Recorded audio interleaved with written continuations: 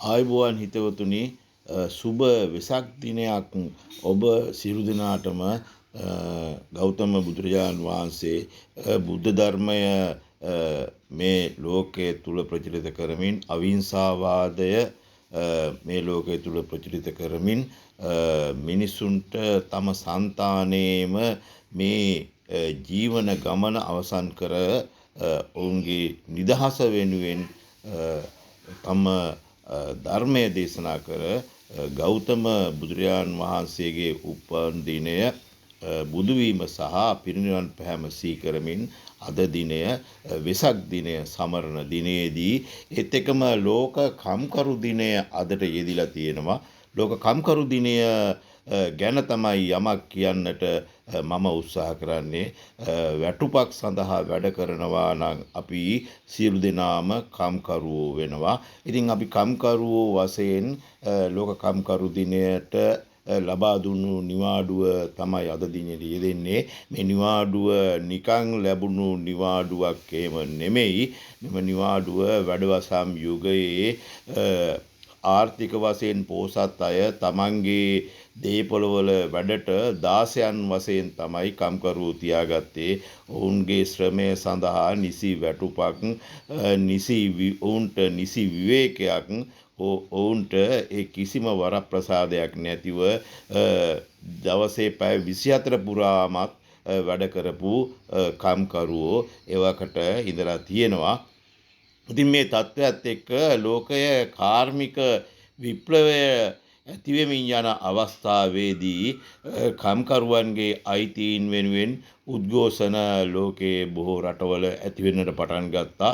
ඒ ඇතිවීමත් එක්ක ඇමරිකාවේදී ඇති වුණා වූ ඒ උද්ඝෝෂණයේ ප්‍රතිඵලයක් වශයෙන් තමයි පැය 8ක වැඩ දිනයක් කම්කරුවන් වෙනුවෙන් ලැබෙන්නේ. ඒ වගේම වැඩ කරන අවස්ථාවේදී විවේක අවස්ථාවන් ලැබෙන්නේ. ඉතින් මේ ආකාරයට ආරම්භ වූ ලෝක කම්කරු දිනය පසුව ඇමරිකාවෙත් ලෝකයේ බොහෝ රටවල් වලත් කම්කරුවන්ගේ අයිතිය සුරකීම සැමරීම සඳහා නිවාඩු දිනයක් වශයෙන් ලබා දෙනවා. මේ සියල්ල නිකන් ලැබුණ දේවල් නෙමෙයි.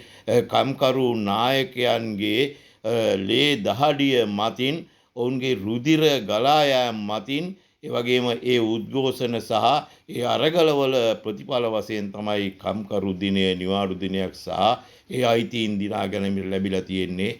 එහෙනම් මියගිය සියලුම කම්කරු නායකයන්ට කම්කරුවන් වෙනුවෙන් කටයුතු කරමින් කම්කරුවන්ගේ අයිතීන් දිනා ගැනීම වෙනුවෙන් කටයුතු කරමින් කම්කරුවන්ගේ ජීවනාලිය සුරක්ෂිත කිරීමට ඔවුන්ගේ ආර්ථික උන්නතිය වෙනුවෙන් කටයුතු කරමින් ඔවුන්ගේ අභිලාෂයන් දියුණු කිරීමට කටයුතු කරමින් ජීවිතය පිද වූ සහ අද දිනටත් කටයුතු කරන සියලු කම්කරු නායකයන්ට අපේ ආචාර්ය අපි පුද කරන්න ඕනේ දවස තමයි අද දිනය. ඒ වෙනුවෙන් තමයි අද දිනය කම්කරුවෝ කටයුතු කරන්න ඕනේ කියන එකත් කියමින් හැබැයි කම්කරුවන්ගේ මතින් කම්කරුවන්ගේ ලේ දහඩිය මතින් පත් වුණු ආණ්ඩු කම්කරුවන් ගැන හිතා කටයුතු කරනවාද කියන එක ගැන නම් අපි ඒකත් සිහිපත් කරන්නට ඕනේ. කම්කරුවන් වෙත මේ අවස්ථාවේදී එහෙම කරනවාද එහෙම කරන්නේ නැතිද?